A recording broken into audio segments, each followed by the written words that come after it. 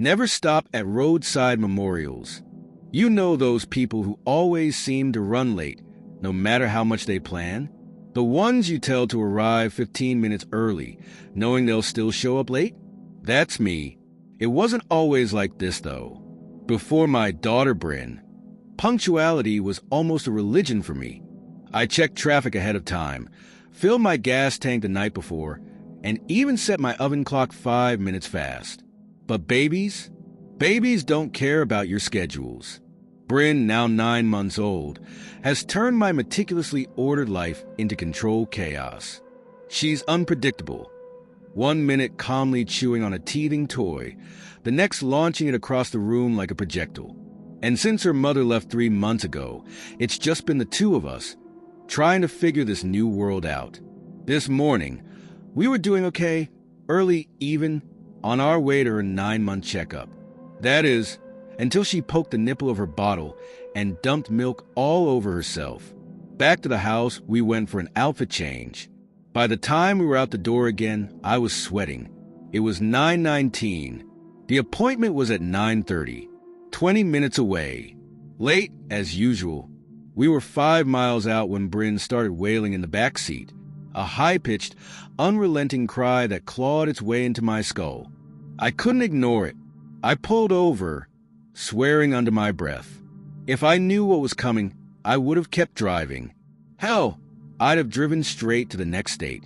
We stopped near one of those roadside memorials, a small silver and pink cross surrounded by faded flowers and trinkets.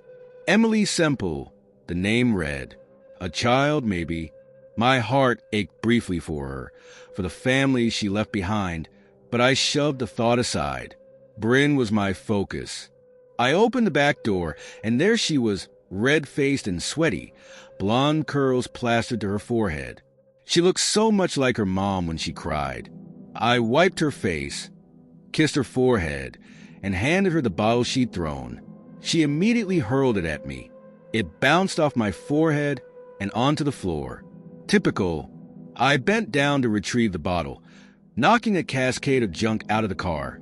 Napkins, toys, wrappers, even a rogue French fry. The wind caught some of it, blowing it toward the road. Grumbling, I grabbed what I could and shoved it back into the car. By the time we reached the doctor's office, we were 20 minutes late. I apologized profusely. They let us in, but their look said it all. Get your act together. The checkup went fine. 2 shots and a few tears later, Bryn was napping in the car seat as I drove home. That's when I noticed the pink elephant. It was a little stuffed toy with a yellow star on its side, sitting innocently in her lap. I didn't remember buying it. Maybe her grandmother had snuck it in during a visit. Later that afternoon, Rena, Bryn's grandmother, called.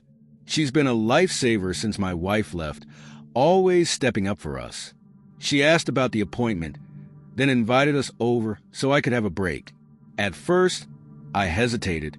After the day I'd had, the idea of unloading Bryn for a few hours was tempting. I agreed. The drive to Rena's was uneventful until it wasn't.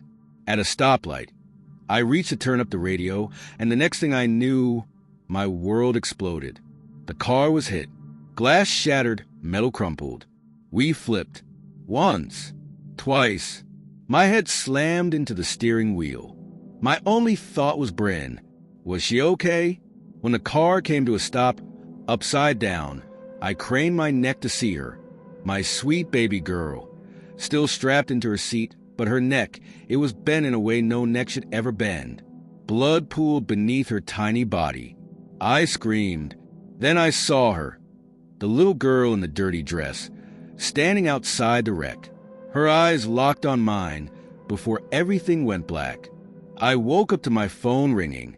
I was in my recliner at home. My head was fine. No cuts, no bruises. Bryn was sleeping soundly in her crib, clutching the pink elephant. It had to have been a dream, right? But it felt so real. Rena called again. I let it go to voicemail. My heart couldn't take much more. Then a text. The same invitation to bring Bryn over. I declined. Something wasn't right. That night, as I held Bryn close, I swore to protect her from everything. The next day, I drove back to the memorial.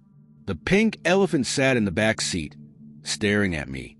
I pulled over, shaking. "I'm sorry, Emily," I yelled into the sky. "We didn't mean to take it. Please, leave us alone." I placed the toy by the cross and backed away, praying it was enough. Since then, the nightmares have stopped. Bryn is safe. But every now and then, I catch a glimpse of a little girl in a daisy-covered dress watching from the corner of my eye. And the pink elephant? It's never come back, but I still dream of it sometimes.